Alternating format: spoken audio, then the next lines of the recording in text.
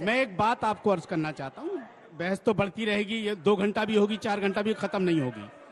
आज सुधांशु त्रिवेदी साहब जैसा पढ़ा लिखा इंसान, बहुत अच्छे इंसान है ये, बहुत इनको लोग गूगल भी अब कहने लगे हैं। ये अलग बात है कि इनको गुजरात में जो ईडी के लोग पकड़े जाते हैं वो नहीं दिखाई देते, और इधर नोएडा में 300 टन गौ मांस पकड़ा जाता वो नहीं दिखाई देता। लेकिन मेरा एक बात मैं आप सब पूरी जनता से जिम्मेदारी के साथ पूछना चाहता हूं कि आप लोग एक आवाज में बताइए, क्या भारत में हिंदू धर्म को कोई खतरा है क्या? किससे? बीजेपी से। तो गोली मार दो। बीजेपी से। आराम से आराम से आराम से आराम से आराम से आराम से। नहीं, उसी से देखो, जिससे यूरोप में ईसाइयों को खतरा है, जिससे इजराइल में यहूदियों को खतरा है, जिससे बर्मा में बुद्धों को खतरा है, जिससे चाइना में कम्युनिस्टों को खतरा है, जिससे जर्मनी में रूसियों को खतरा है, जिससे बोस्निया हर्जेगोविना में सर्बों को खतरा है, जिससे सोमालिया में अफ्रीकियों को खतरा है। गूगल आप ही ने खोला था, गूगल आप ही ने खोला था। अब अनुराग जी तो जल्दी बोलिए ना। अभी सुधांशु त्रिवेदी जी ने ट्रंप का नाम लेकर के और दुनिया का नाम लेकर के ये कहा कि भाजपा सशक्त है, बीजेपी अगर होती उस जमाने में तो देश नहीं बढ़ता। ये सुधांशु जी ने अभी कहा है, तो आज सच है ना? तो अब क्यों बढ़ रहा है मोदी के शासन में? नहीं, अभी और सुनिए।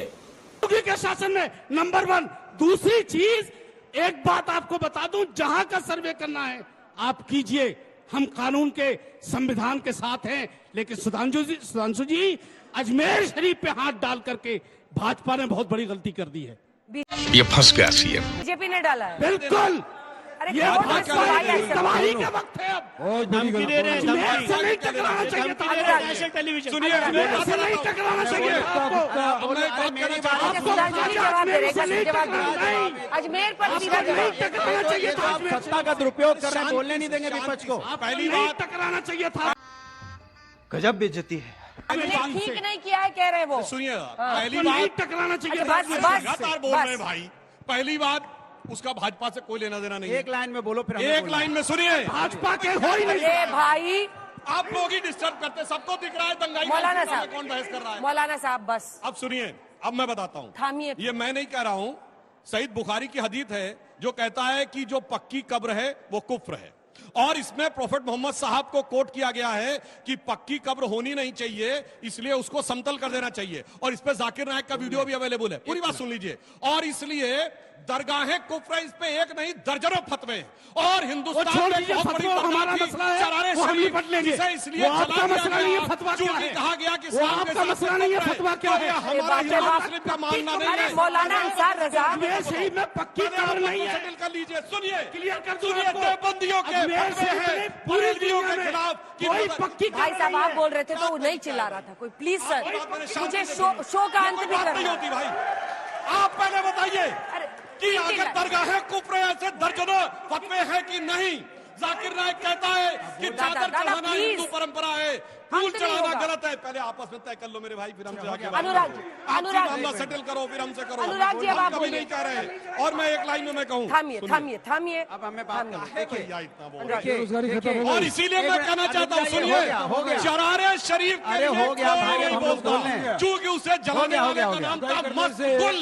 और वो पाकिस्तानी इसीलिए इनको हिंदू मुस्लिम बोलने की मोनोलॉग है, उन्हीं का खुदाई का ऑर्डर लाने से बेरोजगारी खत्म हो गई, युवाओं को रोजगार मिल गया, देश में खत्म हो गया।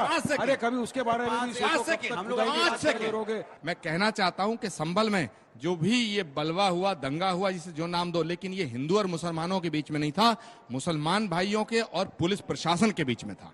दूसरी बात, किसके अंडर में? एक सेकंड, दूसरी बात हजरत, दूसरी बात, विष्णु जैन ना तो बीजेपी की सरकार का आदेश लेके गए थे, उन्हें अदालत ने आदेश दिया था सर्वे करने का, तो लड़ाई अदालत से होनी चाहिए। अच्छा, तीसरी बात, हजरत मुझे एक बात बता दीजिएगा, मैं दावे के साथ कहता हूं, जिम्मेदारी से कहता हूं, मस्जिद को गिरा करके मंदिर बनाने की अनुमति हमारे सनातन नहीं देता, लेकिन हजरत आप बताइए कि मंदिरों को गिरा करके मस्जिद बनाने की इजाजत इस्लाम देता है या नहीं देता? हजरत बताइए, बिल्कुल बताइए, मेरा सीधा सवाल है। मौलाना अंसार रजा साहब, सीधा सवाल है उनका, मैं जवाब ले लेता बना हूं। दिया ना मंदिर वहाँ पे। पूरी दुनिया में कहीं भी मंदिर तोड़कर मस्जिद नहीं बनाई जा सकती। हो गया, अब हम बोल रहे हैं। चले बात खत्म। अनुराग भगत, सुनिए, यही तो अरे आप अनुराग बोलने दीजिए। अनुराग जी आप बोलिए। दिल्ली सल्तनत थी, यहाँ पे गुलाम वंश आया, उसके बाद आपने मुगल साम्राज्य आया, अंग्रेज आए, न जाने कितने आए, यहूदी आए, चले गए, सनातन को कोई नहीं छू पाया। सनातन तब भी था, सनातन आज भी है। अगर सनातन को खतरा जब से हुआ है, जब से भारतीय जनता पार्टी आई 2014 के बाद से, ये जब से आई है तब से सनातन को खतरा पैदा, एक मिनट, तब से एक सेकंड, तब से सनातन को खतरा हुआ। टाइम खत्म हो गया है। कोई सनातन को खतरा नहीं था। हम सब फक्त इस देश में रहते हैं, सब हिंदुस्तानी हैं। ये हमें डरा के राजनीति करना चाहते हैं, ये हमें डरा रहे हैं। ये भारतीय जनता पार्टी डरा के हमें आपको बांट के राजनीति करना चाहती है। इतनी सी बात है, डराइए मत। हिंदुस्तान में भदौरिया जी ने ये कभी कहा नहीं डरा है, है, न कभी अनुराग भदौरिया जी ने कहा है गुलाम वंश आया और चला गया। अरे गुलाम वंश अभी भी है, यहाँ मौजूद है। बीजेपी कुछ साल पहले ही देखा जाए तो निहत्थे कार सेवकों पे गोली चलवाई गई थी। हाँ, उनको उन्हीं को आपने मुआवजा ट्रस्टी देने के लिए बनाया कोई हुआ नहीं है, गया जो था। नहीं दे उनको सकते। निहत्थे कार सेवकों को मुआवजा देने के लिए कोई नहीं गया था। मैं चाहता हूँ 2013 में ये लोग झूठ बोलने में माहिर हैं। देश का दीपेंद्र मिश्रा प्रधानमंत्री जी कौन है? हिंदू, रक्षा मंत्री दीपेंद्र मिश्रा जी हिंदू, कौन है? बड़े बड़े दीपेंद्र मिश्रा जी क्यों आपने रखा है उनको? फिर भी छोड़ देते करके हैं। सब बड़े बड़े एंकर भी हैं। लोगों को सुधांशु जी, देश के मुसलमानों को डराना चाहते हो, हमारे हिंदू भाइयों को डराना चाहते टाइम खत्म हो गया, प्लीज हो। सुधांशु किस जी तरह से हिंदू खतरे में, जरा उसको तो जवाब दे दो। कैसे हिंदू क्यों डराना खतरे में? चाहते हो हमारे हिंदू भाइयों को? 2014 के बाद से डरा रहे हैं। 2014 से ही डरा हुआ है, उसके पहले नहीं डरा था। वो लिए भैया, अरमान निकाल लिया। डरा है, बताओ।